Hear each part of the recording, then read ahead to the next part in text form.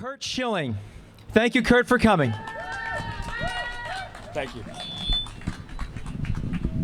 So I don't have a chair. So I got a call the other day from, and I'm gonna try to do this in the Boston, the best I can do Boston-wise. I got a call from Her Lies Matter the other day, and I was just come back from New Hampshire, and I'm doing what I can do to be a part of this. Is how I would answer this. But first, to the men and women in uniform around us, to anybody out here that served, thank you. God bless you. Stay safe.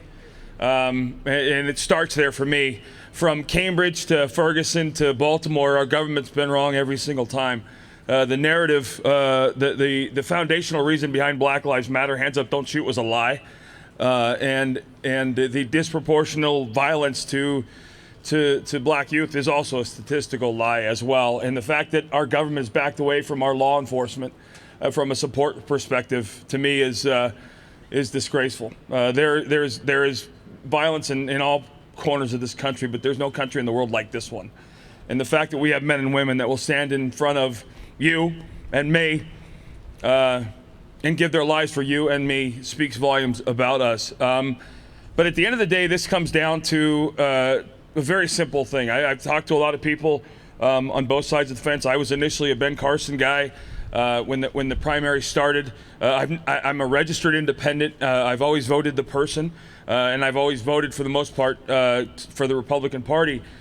But at the end of the day now, we are left with two choices. One is to get 4 more years of what we've had the last 8, in a way even worse than those last 8. And the other is to get what everybody's wanted, which is change.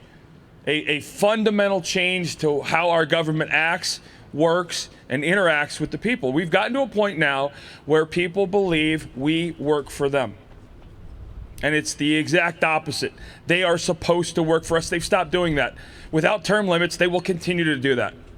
And I don't know how many of you heard Mr. Trump's address this morning, but he laid out, as he has done so many times before, a very specific plan when he gets into office.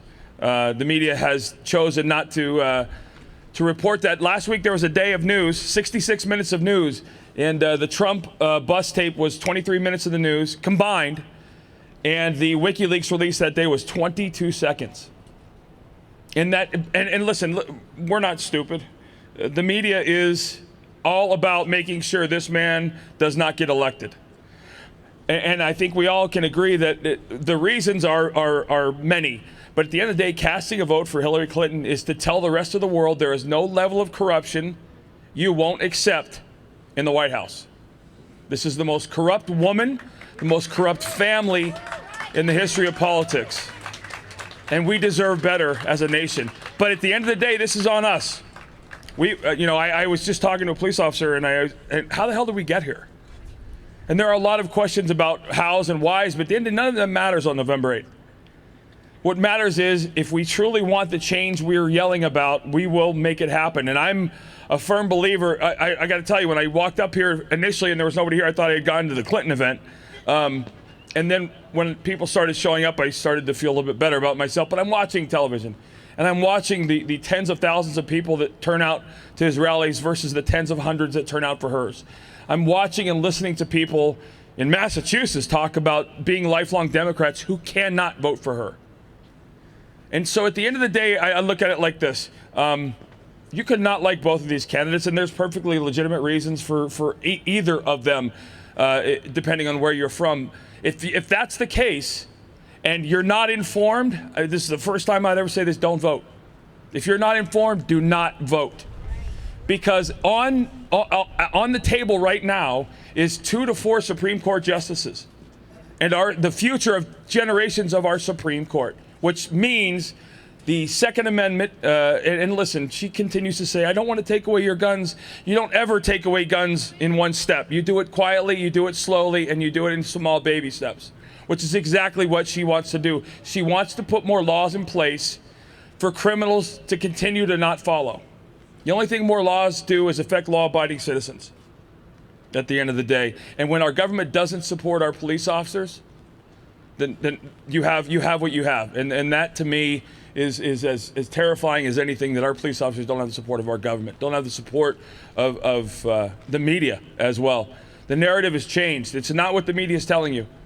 I believe there is an enormous movement behind the scenes to make this change, to put him in the White House. And it's the cry for, it is the cry, the ultimate cry for change in the government. I'm tired. I want term limits. I don't want career politicians anymore. I want Americans that love this country to be serving the American citizens in Washington, D.C. So I was up in New Hampshire. I'll be up there again. But at the end of the day, this is about getting out the vote and getting the people that you know are on the fence to understand what's at stake. So thank you all for coming out on this miserable day. God bless you. Stay safe and good luck.